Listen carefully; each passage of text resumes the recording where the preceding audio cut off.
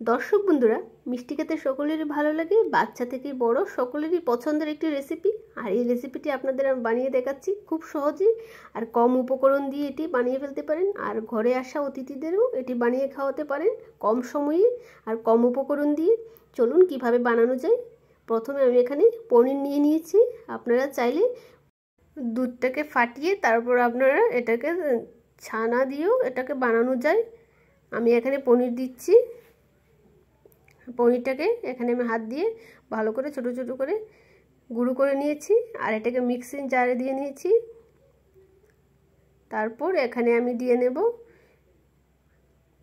দুধের গুঁড়ো দিয়ে নিচ্ছি, পাউডার দুধ এখানে ব্যবহার করছি। আর দিয়ে নিচ্ছি এলাচি, দুটো এলাচি দিয়ে নিয়েছি।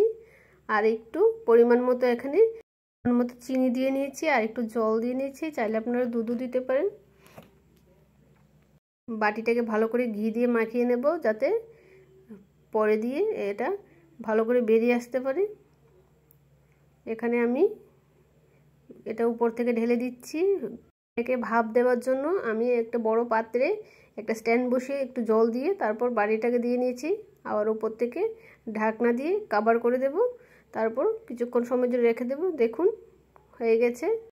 ঠান্ডা হলে পরিবেশন করতে পারবেন। আর যদি এই রেসিপিটা আপনাদের ভালো লাগে তাহলে লাইক, কমেন্ট, শেয়ার এবং সাবস্ক্রাইব করে দেবেন। আশা করি আপনাদের ভালো লেগেছে।